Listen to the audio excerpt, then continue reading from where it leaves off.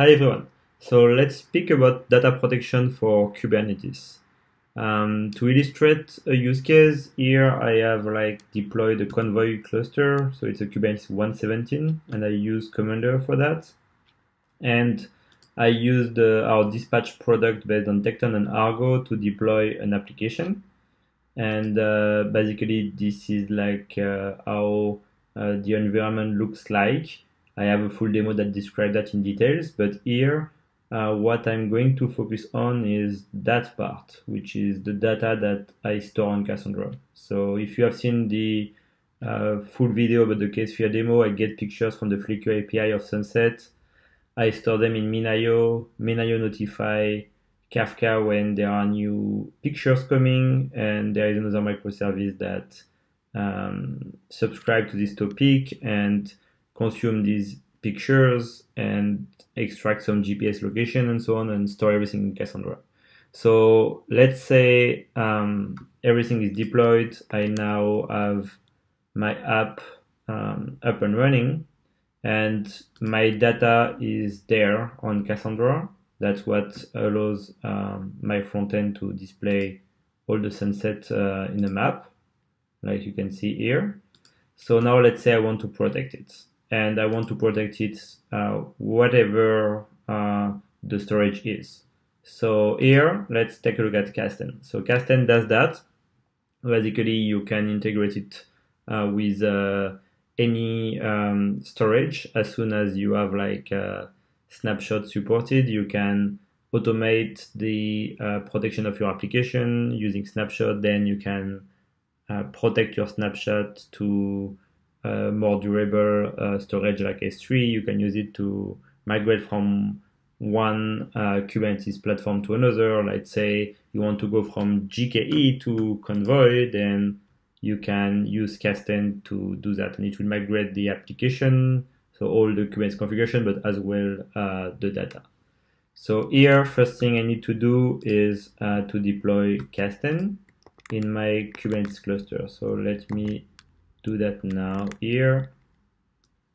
I just specify the role attached to my VMs on AWS because I deployed Convoy on AWS here.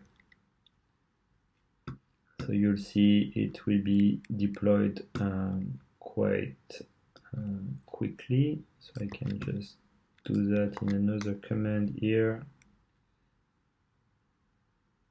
Just need to wait a little bit for it to be ready.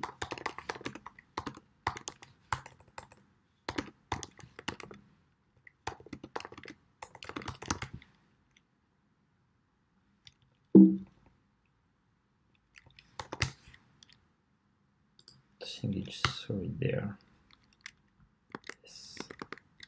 So just go to 80, I think.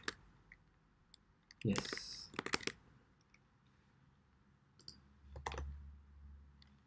K10, something like that. Yes, that's the right one. And I'll be able to see my environment.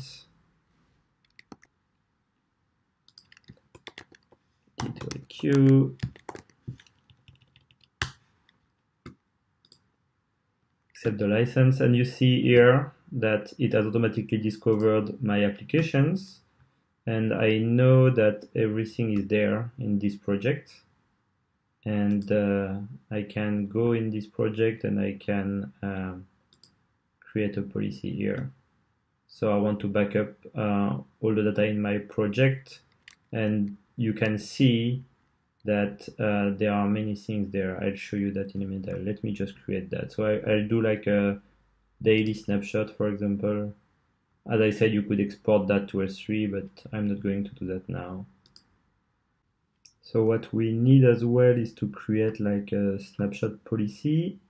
So we should be able to do that easily like that.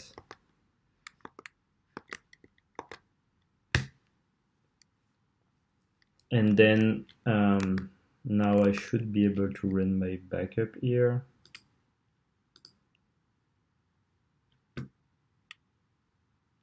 And should be able to take a look at my backup job here. And what you'll see if you go in Amazon, here we should see new snapshot being created. Yeah, we start to see them here coming. So you see that everything is automated by Kasten here. And that will allow me to protect all the data I have in my project here. So you see I have like my Cassandra cluster, my Kafka cluster, Minio, everything there. But here we'll focus on Cassandra. So we'll back up everything, but we'll remove all the data from the Cassandra database and we'll perform a restore.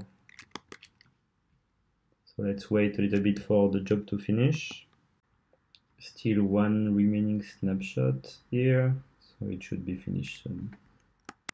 Okay, so when all the snapshots are finished, the backup should be finished, and as you can see, it's the case here.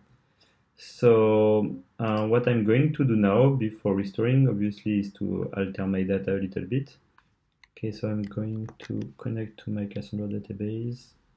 The key space is called images. And the table as well, if I remember well. So you see I have tons of pictures here, 438.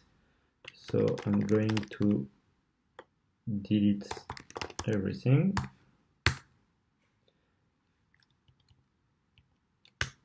So I can still see a few because I didn't stop my microservice that gets picture from Flickr, but I will get like slowly a few more pictures.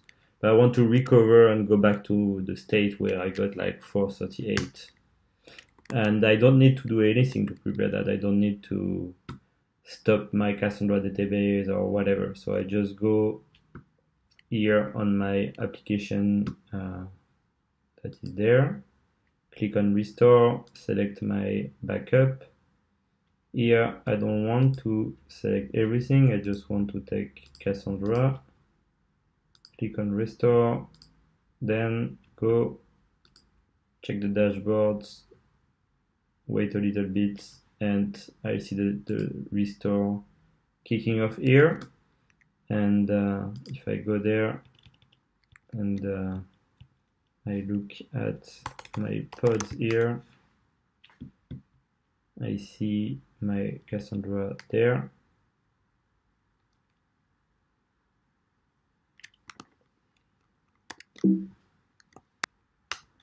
And what you can see, it will terminate the pods one by one, and it will restore the snapshots. So you see here my 3 snapshots for Cassandra. They are also going to be removed and replaced by restored snapshots. And then when this will be done, you'll start to see the new PVCs and you start to see them bonded to new pods. So then when everything is restored, you see the new PVCs there, and you can see the Cassandra pods are back, and now we can connect to Cassandra again and take a look at our data, and we should see our data back. Good, it's there. So as you can see, it's quite straightforward, and we didn't have to do anything before doing the restore. Everything has been automated, like recreating the right configuration, restoring the snapshots, and so on.